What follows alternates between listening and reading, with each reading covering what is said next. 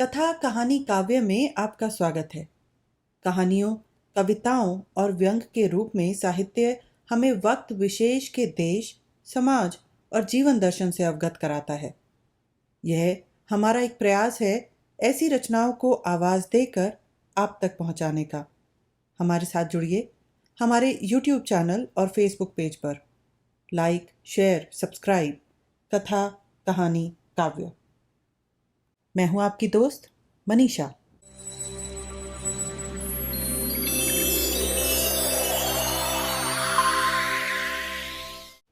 आइए सुनते हैं मुंशी प्रेमचंद की कहानी चमत्कार का भाग 2। प्रकाश ने उसी दिन वह घर छोड़ दिया। उस घर में रहने से जोखिम था, लेकिन जब तक शादी की धूमधाम रही प्रायः सारे दिन यहीं रहते थे। चंपा से कहा, एक सेठ जी के यहाँ 50 रुपए का काम मिल गया है, मगर वह रुपए मैं उन्हीं के पास जमा करता जाऊंगा। वह आमदनी केवल जेवरों पर खर्च होगी, उसमें से एक पाई भी घर के खर्च में ना आने दूंगा। चंपा फड़क उठी। पति प्रेम का यह परिचय पाकर उसने अपने भाग्य को सराहा। देवताओं में उसकी श्रद्धा और भी बढ़ गई। अब तक चंपा और प्रकाश के बीच में कोई पर्दा न था। प्रकाश के पास जो कुछ था वह चंपा का था। चंपा ही के पास उसके बक्से, संदूक, अलमारी की कुंजियां रहती थी। मगर अब प्रकाश का एक संदूक हमेशा बंद रहता। उसकी कुंजी कहाँ है, इसका चंपा को पता नहीं। वह पूछती, इस संदूक में क्या है, तो वह कह देते, कुछ नहीं, पुरानी किताबें मारी मारी फिरती थी, उठा के संदूक में बंद करती हैं। चंपा को संदेह का कोई कारण न था। एक दिन चंपा पति को पान देने गई तो देखा वह संदूक को खोले हुए देख रहे हैं। उसे देखते ही उन्होंने संदूक जल्दी से बंद कर दिया। उनका चेहरा जैसे फक हो गया। संदेह का अंकुर जमा, मगर पानी न पाकर सूख गया। चंपा किसी ऐसे कारण की कल्पना ही न कर सकी जिससे संदेह को आश्रय मिलता। लेकिन 5,000 की संपत्ति को इस तरह छोड़ देना कि उसका ध्यान ही न आए, प्रकाश के लिए असंभव था। वह कहीं बाहर से आता तो एक बार संदूक अवश्य खोलता। एक दिन पड़ोस में चोरी हो गई। उस दिन से प्रकाश अपने कमरे ही में सोने लगा। आषाढ़ के दिन थे। उमस के मारे दम घुटता था। ऊपर एक साफ सुथरा बरामदा था जो बरसात में सोने के लिए कहा, पर प्रकाश ने न माना। अकेला घर कैसे छोड़ दे? चंपा ने कहा, चोरी ऐसों के यहाँ नहीं होती। चोर घर में कुछ देखकर ही जान खतरे में डालता है। यहाँ क्या रखा है? प्रकाश ने क्रुद्ध होकर कहा, कुछ नहीं है, बर्तन भांडे तो हैं ही। गरीब के लिए अपनी हांडी ही बहुत है। एक दिन चंपा ने कमरे में झाड़ू लगाई तो संदूक को खिसकाकर दूसरी तरफ रख दिया। प्रकाश ने संदूक का स्थान बदला हुआ पाया तो सशंक होकर बोला, संदूक तुमने हटाया? वह पूछने की कोई बात न थी। झाड़ू लगाते वक्त प्राय चीजें इधर उधर खिसक ही जाती हैं। बोली, मैं क्यों हटाने लगी? फिर किसने हटाया? मैं नहीं जानती। घर में तुम रहती हो, जानेगा कौन? अच्छा, अगर मैंने हटा दिया तो इसमें पूछने की ही क्या बात है? कुछ नहीं, यूं ही पूछता था। मगर जब तक संदूक खोलकर सब चीजें ना देख ले, प्रकाश को चैन कहाँ। चंपा ज्यों ही भोजन पकाने लगी, उसने संदूक खोला और आभूषणों को देखने लगा। आज चंपा ने पकौड़ियां बनाई थी। पकौड़ियां गरम गरम ही मजा देती हैं। प्रकाश को पकौड़ियां पसंद भी थी।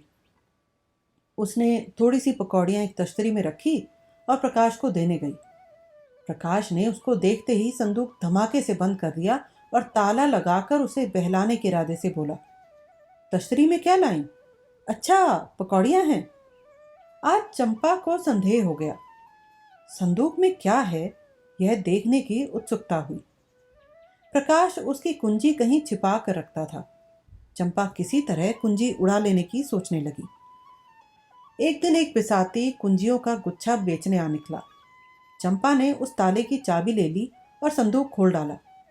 अरे, ये तो आभूषण है। उसने एक एक आभूषण को निकाल कर देखा। ये गहने कहाँ से आए? मुझसे कभी इनकी चर्चा नहीं की। सहसा उसके मन में भाव उठा, कहीं ये ठाकुर साहब के गहने तो नहीं हैं? चीजें वही थी जिनका बखान करते रहते थे। उसे अब कोई संदेह न रहा, लेकिन इतना घोर पतन! लज्जा और खेद से उसका सिर झुक गया। उसने तुरंत संदूक बंद कर दिया और चारपाई पर लेटकर सोचने लगी, इनकी हिम्मत पड़ी कैसे? यह दुर्भावना इनके मन में आई ही क्यों? मैंने तो कभी आभूषणों के लिए आग्रह नहीं किया। अगर आग्रह भी करती तो क्या उसका आशय यह होता कि वह चोरी करके लाए? चोरी आभूषणों के लिए? इनका मन क्यों इतना दुर्बल हो गया? उसके जी में आया इन गहनों को उठा ले और ठकुराइन के चरणों पर डाल दे। उनसे कहे, ये मत पूछिए ये गहने मेरे पास कैसे आए। आपकी चीज आपके पास आ गई, इसी से संतोष कर लीजिए। लेकिन परिणाम कितना भयंकर होगा। उस दिन से चंपा कुछ उदास रहने लगी। प्रकाश में उसे वह प्रेम न रहा, न वह सम्मान भाव। बात बात पर तकरार होती। अभाव में जो परस्पर सद्भाव था वह गायब हो गया। तब एक दूसरे से दिल की बात कहता था, भविष्य के मंसूबे बांधे जाते थे, आपस में सहानुभूति थी। अब दोनों ही दिलगीर रहते। कई कई दिनों तक आपस में बात न होती। कई महीने गुजर गए। शहर के बैंक में असिस्टेंट मैनेजर की जगह खाली हुई। प्रकाश ने अर्थशास्त्र पढ़ा था, लेकिन शर्त यह थी कि नकद 10,000 की जमानत दाखिल की जाए। इतनी बड़ी रकम कहाँ से आए? प्रकाश तड़प तड़प कर रह जाता था। एक दिन ठाकुर साहब से इस विषय में बात चल पड़ी। ठाकुर साहब ने कहा, तुम क्यों नहीं दरख्वास्त भेजते? प्रकाश ने सिर झुकाकर कहा, 10,000 की नकद जमानत मांगते हैं। मेरे पास रुपए कहाँ रखे हैं? अजी तुम दरख्वास्त तो दो। अगर सारी बातें तय हो जाएं तो जमानत भी दे दी जाएगी, इसकी चिंता ना करो। प्रकाश ने स्तंभित होकर कहा, आप जमानत देंगे? हाँ हाँ, यह कौन सी बड़ी बात है। प्रकाश घर चला तो बहुत संजीदा था।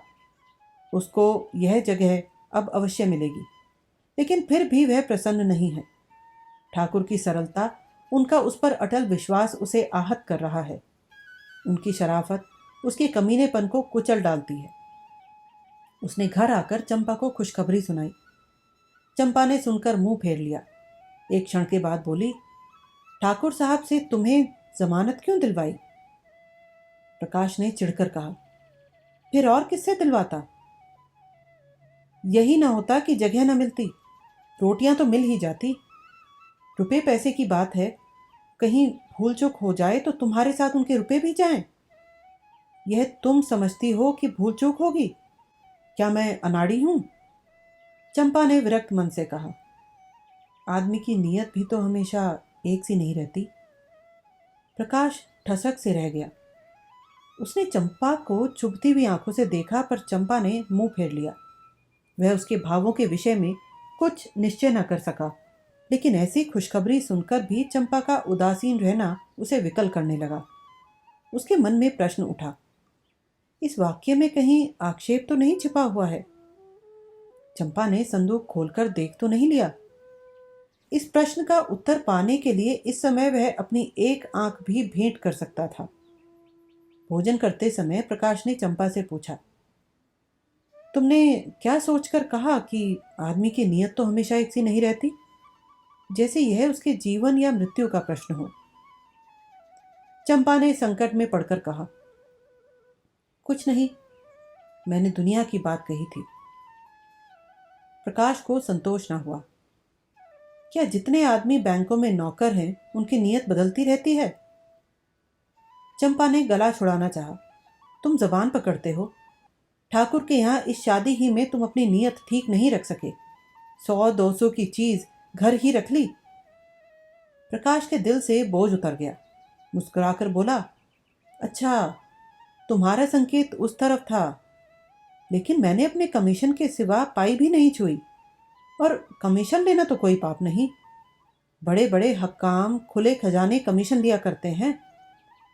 चंपा ने तिरस्कार के भाव से कहा, जो आदमी अपने ऊपर इतना विश्वास रखे, उसकी आंख बचाकर एक पाई भी लेना मैं पाप समझती हूँ। तुम्हारी सज्जनता तो मैं तब जानती कि तुम कमीशन के रुपए ले जाकर उनके हवाले कर देते। इन 6 महीनों में उन्होंने तुम्हारे साथ क्या क्या सलूक किए, कुछ याद है? मकान खुद छोड़ा, लेकिन वह 20 रुपये महीने देते जाते हैं। इलाके से कोई सौगात आती हैं तो तुम्हारे यहाँ ज़रूर भेजते हैं। तुम्हारे पास घड़ी ना थी, अपनी घड़ी तुम्हें दे दी उन्होंने। तुम्हारी मेहरी जब नागा करती है, खबर पाते ही अपना नौकर भेज देते हैं। मेरी बीमारी ही में डॉक्टर साहब की फीस उन्होंने दी और दिन में 2 बार हालचाल भी पूछने आया करते थे। यह जमानत क्या छोटी बात है? अपने संबंधियों तक की जमानत तो कोई जल्दी कहता ही नहीं। तुम्हारी जमानत के लिए 10,000 नकद निकाल कर दे दिए। इसे तुम छोटी बात समझते हो? आज तुमसे कोई भूल चूक हो जाए तो उनके रुपए जब्त ही हो जाएंगे ना। जो आदमी अपने ऊपर इतनी दया रखे, उसके लिए हमें भी प्राण देने को तैयार रहना चाहिए। प्रकाश भोजन करके लेटा तो उसकी आत्मा उसे धिक्कार रही थी। दुखते हुए फोड़े में कितना मवाद भरा हुआ है, यह उस वक्त मालूम होता है जब नश्तर लगाया जाता है। मन का विकार उस वक्त मालूम होता है जब कोई उसे हमारे सामने खोल कर रख देता है। किसी सामाजिक या राजनीतिक अन्याय का व्यंग चित्र देखकर क्यों हमारे मन को चोट लगती है? इसलिए कि वह चित्र हमारी पशुता को खोलकर हमारे सामने रख देता है। वह जो मनोसागर में बिखरा हुआ पड़ा था, जैसे केंद्रीभूत होकर वृहदाकार हो जाता है, तब हमारे मुंह से निकल पड़ता है, ओफो। चंपा के इन तिरस्कार भरे शब्दों ने प्रकाश के मन में ग्लानि उत्पन्न कर दी। वह संदूक कई गुना भारी होकर शिला की भांति उसे दबाने लगा। मन में फैला हुआ विकार एक बिंदु पर एकत्र होकर टीसने लगा। कई दिन बीत गए। प्रकाश को बैंक में जगह मिल गई। इसी उत्सव में उसके यहाँ मेहमानों की दावत है। ठाकुर साहब, उनकी स्त्री बीरू और उनकी नवेली बहू सभी आए हुए हैं। चंपा सेवा सत्कार में लगी हुई है। बाहर 2-4 मित्र गा बजा रहे हैं। भोजन करने के बाद ठाकुर साहब चलने को तैयार हुए। प्रकाश ने कहा, आज आपको यहीं रहना होगा दादा, मैं इस वक्त न जाने दूंगा। चंपा को उसका यह आग्रह बुरा लगा। चारपाइयाँ नहीं है, बिछावन नहीं है और ना काफ़ी जगह ही है। रात भर उन्हें तकलीफ देने और आप तकलीफ उठाने की कोई ज़रूरत उसकी समझ में न आई, लेकिन प्रकाश आग्रह करता ही रहा। यहाँ तक कि ठाकुर साहब राजी हो गए। 12 बज गए थे। ठाकुर साहब ऊपर सो रहे थे। बीरू और प्रकाश बाहर बरामदे में थे। तीनों स्त्रियां अंदर कमरे में थी। प्रकाश जाग रहा था। बीरू के सिरहाने उसकी कुंजियों का गुच्छा पड़ा हुआ था। प्रकाश ने गुच्छा उठा लिया, फिर कमरा खोलकर उसमें से गहनों की संदूकची निकाली और ठाकुर साहब के घर की तरफ चला। कई महीने पहले वह इसी भांति कंपित हृदय के साथ ठाकुर साहब के घर में घुसा था। उसके पांव तब भी इसी तरह थरथरा रहे थे, लेकिन तब कांटा चुभने की वेदना थी, आज कांटा निकालने की। तब ज्वर का चढ़ाव था, उन्माद, ताप और विकलता से भरा हुआ। अब ज्वर का उतार था, शांत और शीतल। तब कदम पीछे हटता था, आज आगे बढ़ रहा था। ठाकुर साहब के घर पहुंचकर उसने बीरू का कमरा खोला और अंदर जाकर ठाकुर साहब की खाट के नीचे संदूकची रख दिया और तुरंत बाहर आकर धीरे से द्वार बंद किया और घर लौट पड़ा। हनुमान संजीवनी बूटी वाला धवलगिर उठाए जिस गर्वीले आनंद का अनुभव कर रहे थे, कुछ वैसा ही आनंद प्रकाश को भी हो रहा था। गहनों को अपने घर ले जाते समय उसके प्राण सूखे हुए थे, मानो किसी अथाह खाई में गिरा जा रहा हो। आज संदूकचे को लौटाकर उसे मालूम हो रहा था जैसे वह किसी विमान पर बैठा हुआ आकाश की ओर उड़ा जा रहा है, ऊपर ऊपर और ऊपर। वह घर पहुंचा तो बीरू सोया हुआ था, कुंजी उसके सिरहाने रख दी। ठाकुर साहब प्रातःकाल चले गए। प्रकाश संध्या समय पढ़ाने जाया करता था। आज अधीर होकर तीसरे ही पहर जा पहुंचा। देखना चाहता था वहां आज क्या गुल खिल रहे हैं। वीरेंद्र ने उसे देखते ही खुश होकर कहा, बाबूजी, कल आपके यहाँ की दावत बड़ी मुबारक थी। जो गहने चोरी हो गए थे सब मिल गए। ठाकुर साहब भी आ गए। बोले, बड़ी मुबारक दावत थी तुम्हारी। पूरा का पूरा संदूक का संदूक मिल गया, एक चीज भी नहीं छुई। जैसे केवल रखने के लिए ले गया हो। प्रकाश को इन बातों पर कैसे विश्वास आए जब तक वह अपनी आंखों से संदूक देख न ले। कहीं ऐसा भी हो सकता है कि चोरी गया माल 6 महीने बाद मिल जाए और ज्यों का त्यों। संदूक को देखकर उसने गंभीर भाव से कहा, बड़े आश्चर्य की बात है, मेरी बुद्धि तो कुछ काम नहीं करती। ठाकुर, किसी की बुद्धि कुछ काम नहीं करती भाई, तुम्हारी ही क्यों। वीरू की माँ कहती है कोई दैवीय घटना है। आज मुझे भी देवताओं में श्रद्धा हो गई। प्रकाश, अगर आंखों देखी बात ना होती तो मुझे तो कभी विश्वास ही ना आता।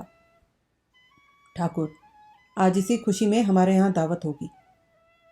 प्रकाश, आपने कोई अनुष्ठान तो नहीं कराया था। अनुष्ठान तो 20 ही कराए।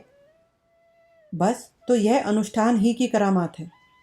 घर लौटकर प्रकाश ने चंपा को यह खबर सुनाई तो वह दौड़कर गले से चिपट गई और न जाने क्यों रोने लगी, जैसे उसका बिछुड़ा हुआ पति बहुत दिनों के बाद घर आ गया हो। प्रकाश ने कहा, आज उनके यहाँ हमारी दावत है। मैं कल 1000 कंगलों को भोजन कराऊंगी। तुम तो सैकड़ों का खर्चा बतला रही हो। मुझे इतना आनंद हो रहा है कि लाखों खर्च करने पर भी अरमान पूरा ना होगा। प्रकाश की आंखों से भी आंसू निकल आए।